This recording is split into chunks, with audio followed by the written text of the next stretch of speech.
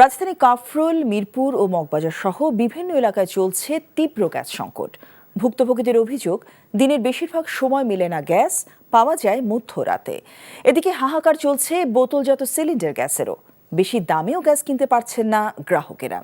এর মধ্যে ৫৩ টাকা বাড়িয়ে ১২ কেজি সিলিন্ডার গ্যাসের দাম ১,৩০৬ টাকা নির্ধারণ করেছে জ্বালানি দাম নিয়ন্ত্রক সংস্থা বিইআরসি। সেলিম মালিকের রিপোর্ট।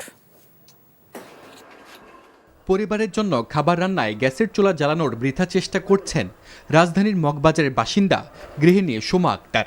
শেষ উপায় গ্রামের মতো মাটির চুলার দ্বারস্থ হয়েছেন তিনি।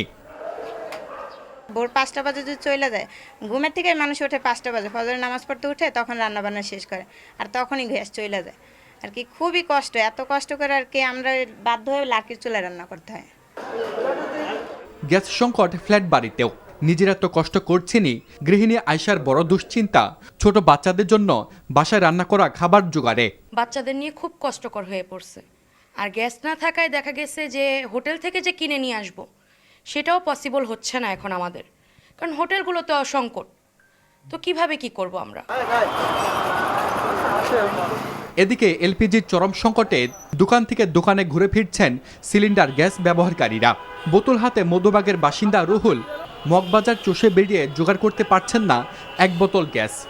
আমার বাসায় যাবতীয় 3 দিন পর্যন্ত গ্যাস নাই, তো এর জন্য আমি সিলিন্ডার নিয়ে প্রথমে মধুবাগ হাতিঝিল থানার সামনে গেছি দোকানে, ওইখানে পাই নাই। তারপর শাসাবাড়ির মাজারের ওইখানে গেছি, ওইখানেও পাই নাই। ওইখান থেকে আমার বলছে যে আপনি এই লোকেশনে আসেন, ওই জায়গায় পাবেন। তো এই জায়গায় এসেও আমি পাইনি। দোকানিরা জানালেন বেশি দামেও গ্যাস দিচ্ছে না কোম্পানিগুলো। আমাদের কাছে কোনো গ্যাসই নাই, কোম্পানি গ্যাস দিতে পারছে না, এজন্য আমরা কাস্টমারকে গ্যাস দিতে পারতেছি না। কবে আসবে এটা বলতে পারতেছি না, বেশি দাম দিলেও দেয় না। এমন বাস্তবতায় আরও ৫৩ টাকা বাড়িয়ে ১২ কেজি সিলিন্ডার গ্যাসের দাম ১৩০৬ টাকা নির্ধারণ করেছে বিইআরসি। এর বেশি দামে কেউ গ্যাস বিক্রি করলে ব্যবস্থা নেওয়ার হুঁশিয়ারি দিয়েছে সংস্থাটির চেয়ারম্যান। এটা আমরা লোকাল অ্যাডমিনিস্ট্রেশনকে ব্যবহার করার চেষ্টা করি এবং ভোক্তা অধিকারকে ব্যবহার করার চেষ্টা করি, এবং যেটা বললাম যে ভোক্তা অধিকার ইতিমধ্যে অভিযান পরিচালনা করছেন, এবং আজকে সকালেও আমি ভোক্তা অধিকার ডিজির সঙ্গে কথা বলেছি বাড়তি অভিযান পরিচালনার জন্য। জ্বালানি বিশেষজ্ঞরা বলছেন গ্যাসের সংকট উত্তরণে জরুরি সমন্বিত উদ্যোগ।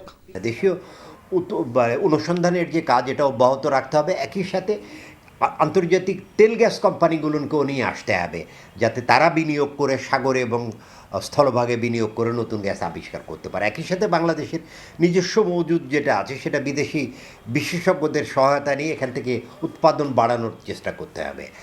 সেলিম মালিক, এনটিভি নিউজ, ঢাকা।